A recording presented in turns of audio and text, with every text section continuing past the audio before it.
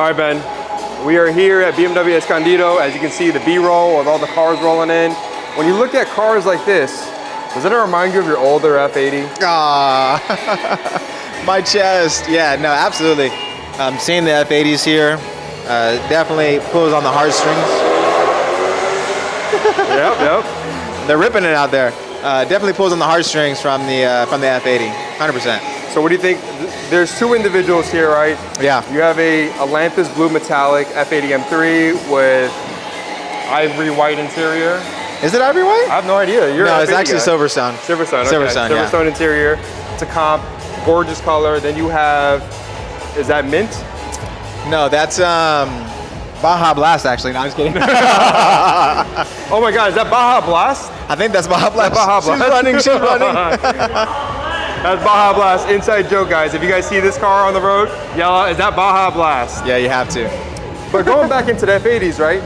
These are a reliable platform. Absolutely, yeah, no, definitely.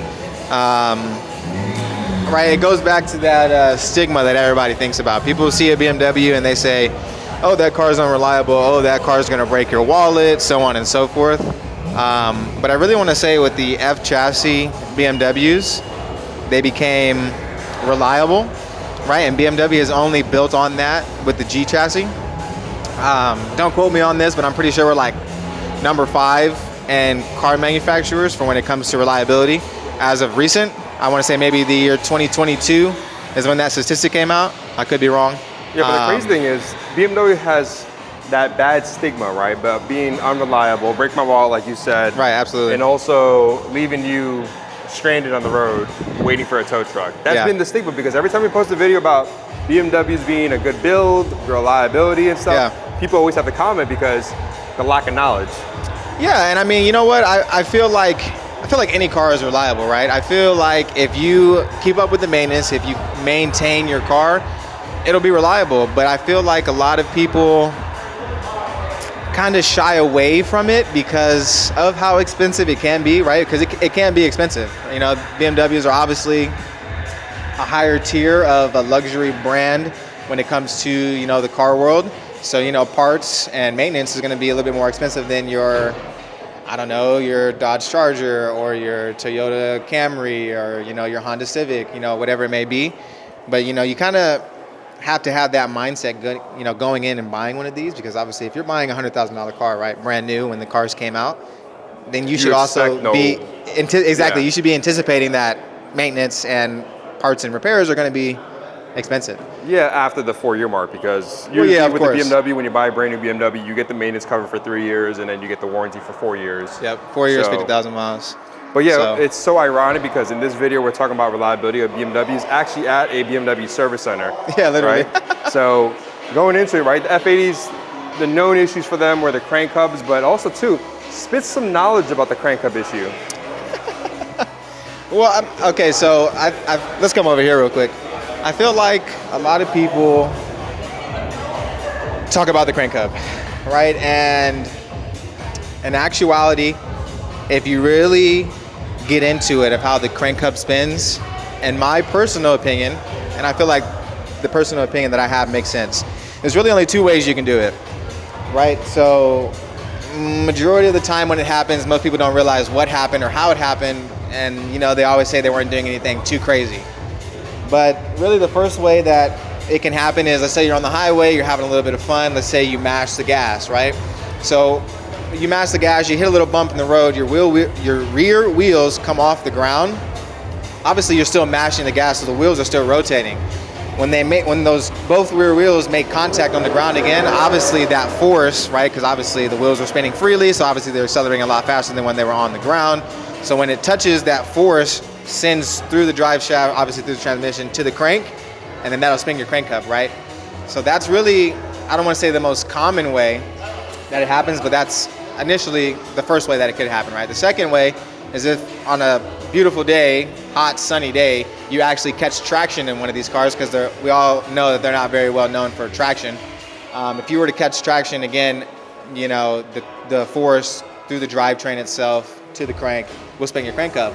But usually it really only happens majority of the time on a modified car, right? So I'm talking downpipes, I'm talking tune, I'm talking we're pushing more horsepower than what the car came with from factory. And that's usually on the cars that it happens to. That's why all these independent shops, so on and so forth, say, hey, you know, if you're gonna do downpipes in a tune, at some point in time, you should go ahead and do the crank hub as preventative maintenance if you're going to be pushing a lot of horsepower and doing things that most people do with these cars, right? Which is they like to drift them, they like to do donuts in them, they like to drive very fast in them, so on and so forth. But I had my F80 comp completely stock, and I beat it around the track, upshifting, downshifting, so on and so forth. And doing the kickdown function? And doing the kickdown function. And I never spun my crank hub.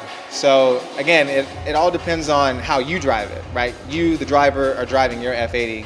Depends on whether the crank hub is going to spin or not. But if you're going out there dogging the car, then maybe you should probably absolutely, yeah. If you're going out there, again, depending on your driving style, if you're going out there and you're having fun, right, some spirited driving, then I would definitely recommend doing the crank hub just as a peace of mind, you know, because once that job's done, then you don't have to worry about it spinning. It's a peace of mind, but also you got to go to a reputable shop to get it done because sometimes they could jack it all up. Yeah, no, yeah. I mean, I'm not going to talk bad about any shops, but obviously you want to go to a shop. Are you sure?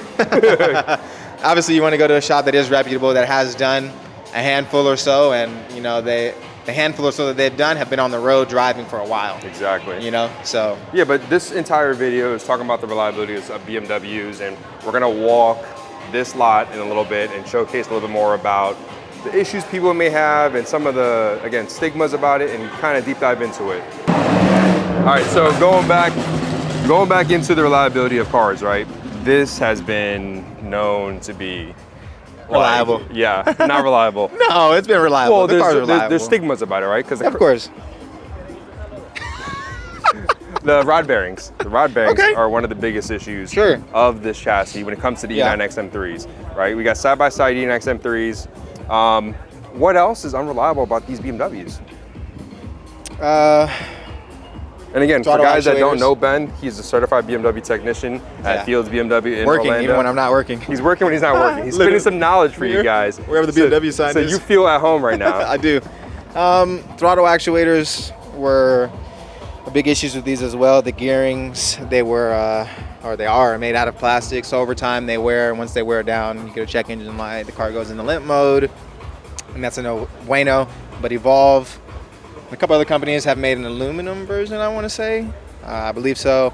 And then obviously once you go aluminum, you don't have to worry about it anymore. That was an issue. Obviously we all know rod bearings. Other than that, these cars are pretty solid, right? You know, these cars are pretty solid.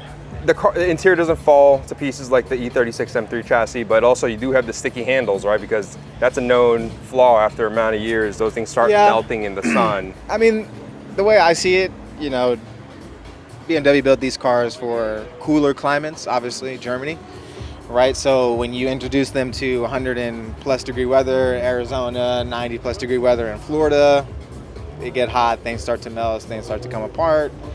So unfortunately, that's just, it is what it is, right? That's the material that they use, and Mother Nature said, well, I'm going to melt it. So yeah, do you think that this chassis here made people still believe that this was unreliable, like BMWs were unreliable? Yeah, I mean, if anything, when it came out, it probably made them believe that it was even more unreliable, right? We shoved a massive, right, V8 into a smaller chassis, and it was really just to get the Americans into BMWs, right? We were like, all right, well, the Americans love V8, so let's shove a V8 into a BMW and let's see how it does, and it did very well. It did very well. It's not the most powerful one. It's not the most straight line speed, but you get the engagement of the naturally aspirated V8. Exactly. And people love it. The tone of it, the high revving V8. You know, people love that. Sounds good, even though this one's not naturally aspirated. Yeah, this one's definitely not. It's supercharged by VF. You know, this is probably an NA. Yeah, it's probably NA. It looks pretty NA. Yeah. Plus, if you were boosted and you go to a car show, you're raising that hood you're up definitely to show popping people. The hood, right? But I mean, literally. Exactly. That's not a V8, but that's an M54, right? Correct. But it's also good to see a lot of these older BMWs because these came out in 2008. I'm not sure what year this is, but it's still out here kicking, still tearing up the streets. Silverstone too. Silverstone. Individual. And, yeah, absolutely. But anything else? Like, we're talking about some of the reliabilities of some of these BMWs. Yeah, I don't know. I mean, like I said earlier, you know, these cars will last the test of time. Clearly, they're still parked here right now. They're still operating. They're still driving. And that's because the people who have owned them have taken care of them over the years. They've done the maintenance. They've, replaced and repaired whatever needed to be replaced and repaired when the time came for it. And they're still driving them. They're still enjoying them. So, like I said, any car brand doesn't have to be BMWs. If you maintain it, if you take care of it, it'll last.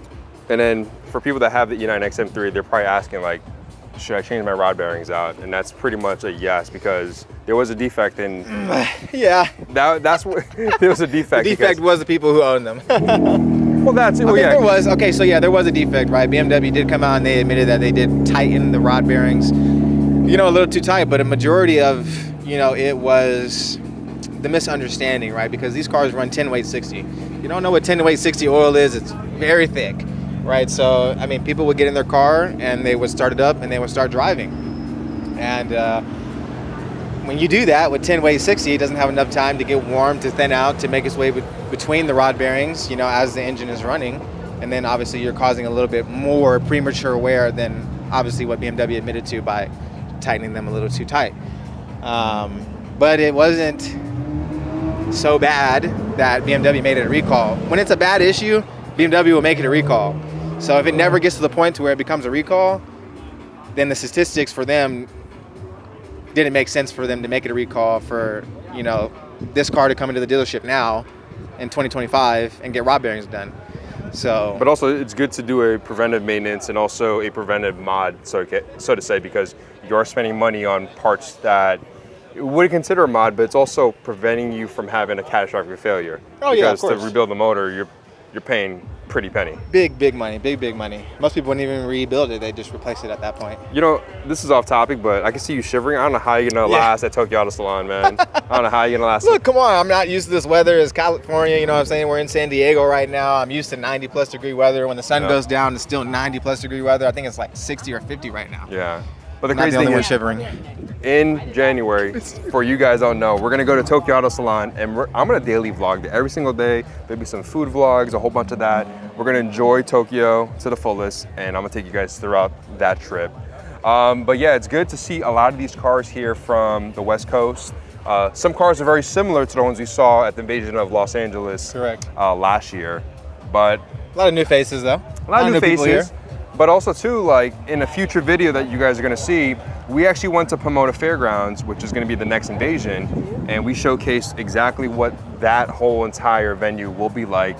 And what do you think about that venue so far? I mean, that venue was massive. Like Corey was saying in some of your clips as well, it's probably gonna be the biggest one we've ever done. So I'm... It's even competitive too for people to get inside this venue. Absolutely, yeah. For super competitive show cars. For show cars. Obviously as Invasion, we're always trying to step it up. Quality over quantity, if you want to go that far. But yeah, it's going to be a lot of fun. It's very beautiful. There's a lot of shade. There's a lot of trees. There's a lot of scenery. It's going to be very good for photography, for videography. So if you guys are coming to get some content, whether you be a content creator, a photographer, so on and so forth, that's going to be the Invasion to be at. Yeah. All right, so Ben, we're walking over to this car here. This one has 1,600 plus horsepower. I see that with the Mickey Slickies on there. Mickey Slickies on there. And again, the guy that owns this is Euroclass. They built beasts out here in the West Coast. But for yourself that sees a lot of these cars, right, that come in and out of the dealership, the reliability of a 1,600 horsepower needs a lot of supporting mods, right? No, yeah, absolutely, right? When you start pushing power like that, you definitely have to spend the money on the supporting mods. If you want to continue to push power like that consistently, you're definitely going to need, those supporting mods in order to ensure that you can continue to push that power consistently. But the funny thing is, almost got ran over, guys. He has actually a stroker motor in there, built by 5150. So it could definitely push some power, reliable. Yeah. But I think in probably the next year, he's probably going to go a bigger turbo and therefore push more power. Yeah. This is it's not endless, right? There's so many things you could do to make this faster because it's still newer into the market, right? Yeah, it only came out back in 2021, and there's still people testing the limits. Oh no, 100%. I mean, I wouldn't be surprised one day if one of these things is pushing 2,000 plus. You know what I'm saying? It's kind of crazy to think about because if you watch any like drag racing or anything like that, you usually see Lambos, Audi R8s, and I can't remember the other one, but they're usually out there drag racing, right? And I'm pretty sure you're going to start seeing some G80s out there competing with the twin turbo, you know, R8s and the Aventadors and so on and so forth. So, would you consider this like the GTR of BMWs? Just the amount of, I know crazy. that's a hard way to put it, right? Because Yeah. the GTR has a long history of spanking everybody out there, but again, we're still in the beginning stages of it because I still think that, you know, the 5 years has been out, right?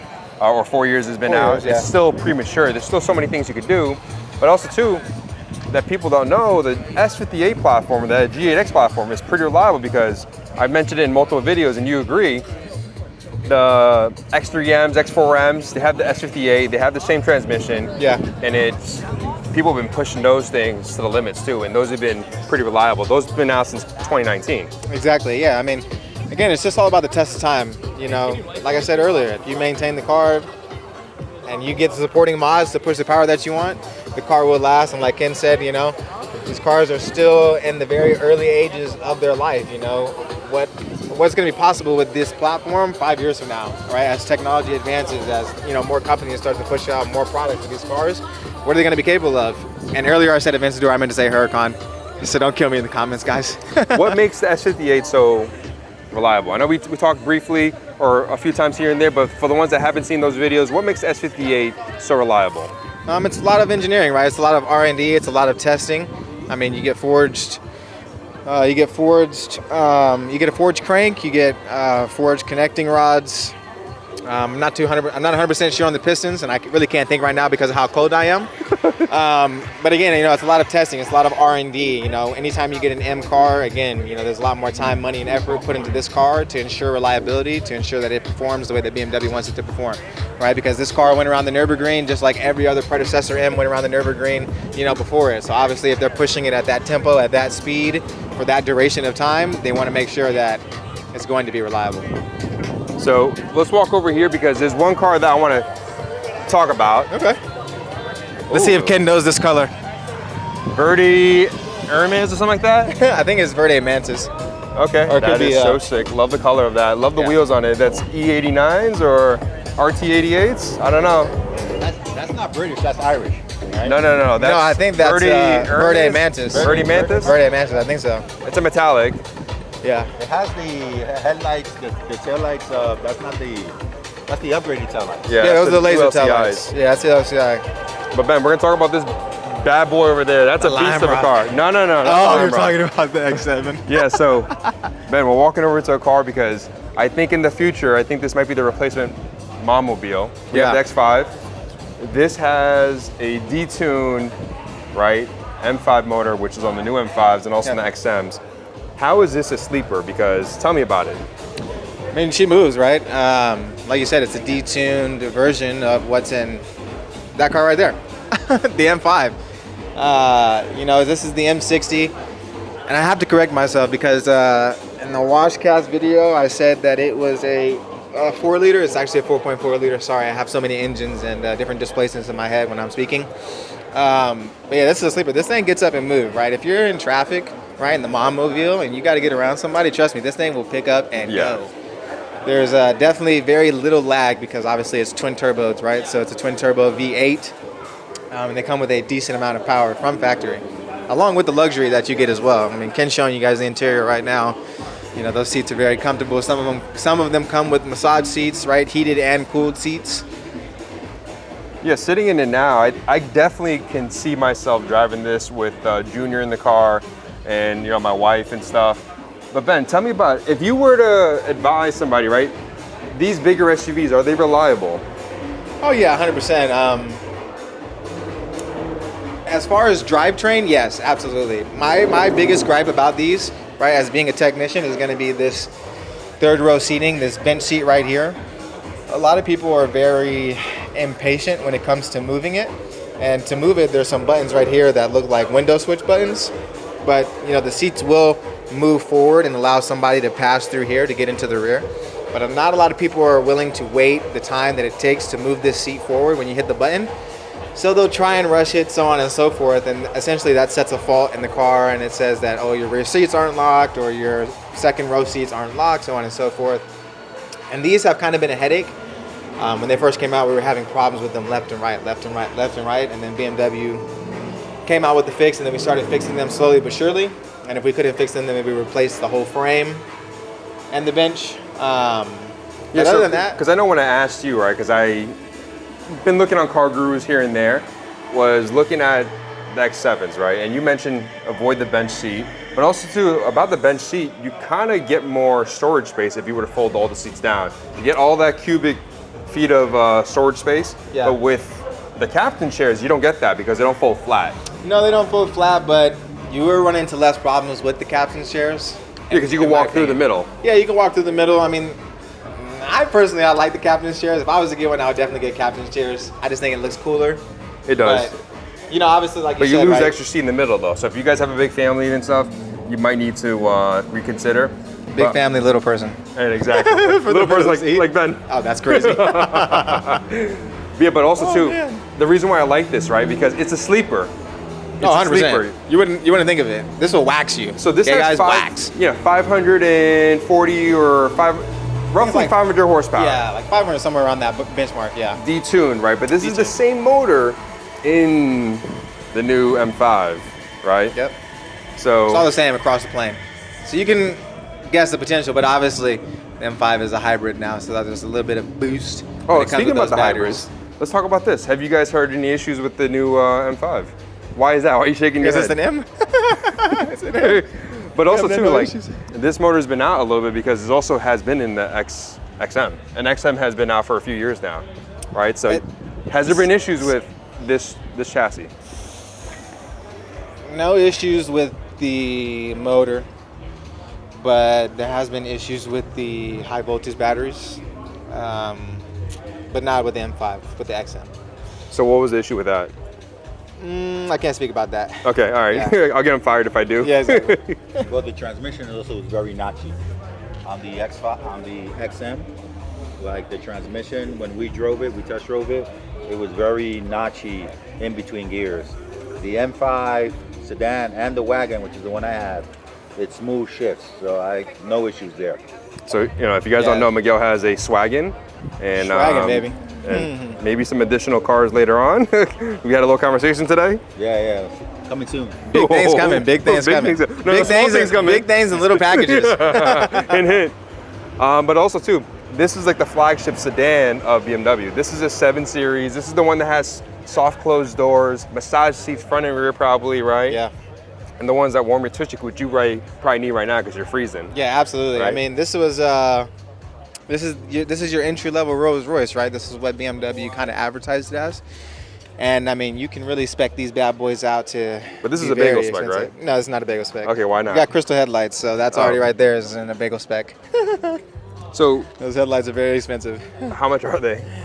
Well, I quoted one out one time for one that broke, and I think just that one by itself was $13,000. Oh, is it made out of crystal? Yeah, those are actual crystals in there. Okay, I thought it was just because of the design. No, those are actual crystals in there. Okay, so these are actually, I guess, the entry level for the Rolls Royce. Yeah, no, so this is your entry level Rolls Royce, right? You can get the same kind of creature comforts that you can kind of with a Rolls Royce. I mean, you know, the carpet option, I don't think this one has it, and not that you'd be able to see it, but there's a carpet option that's very expensive for the 7 Series. Also, you can get the TV that folds down as well. This thing's massive, man. When you drive next to it, you don't realize how massive this car is. Oh, yeah. Until you actually stand next to it. This is not a car you drive. This is a car you get driven in, right? You're in the back seat. Somebody's driving. I'm a driver. You. I love driving, so I'll be driving this. Absolutely. I'll be whipping around the block, picking up my little son. Yeah. Fun fact about this trim, though, you know, when you want to talk about how expensive, you know, this new 7 Series is. Let's just say you were to damage this, break this, or whatever. You wouldn't just be able to replace this one. You'd have to replace all of the interior trim that matches this wood because it's all cut from the same piece. Yeah. So if you were to just order this piece and replace this piece, it wouldn't look the same as the rest in the car. Gotcha. That's the same thing with like aging of the wood and stuff like that. Oh, yeah, 100%. And all that. So that makes sense. So when we work on them, we have to be extremely careful. If not, it's out of his check. Yeah, literally. Or he gets a write-up. So then we want to thank you guys for checking out this video. Hopefully this kind of gives you a little more insight about a lot of the controversies with BMWs, right? Because a lot of people think it's unreliable, you know, and hopefully this gives you a little more insight from a certified BMW tech. He doesn't know everything, but he does have a wealth of knowledge for the years of working on clapped out BMWs. Listen, guys, at the end of the day, the car is as reliable as the owner. Just do your Say what I business. said. Yep. Other than that, we want to thank you guys again. We'll see you guys on the next one.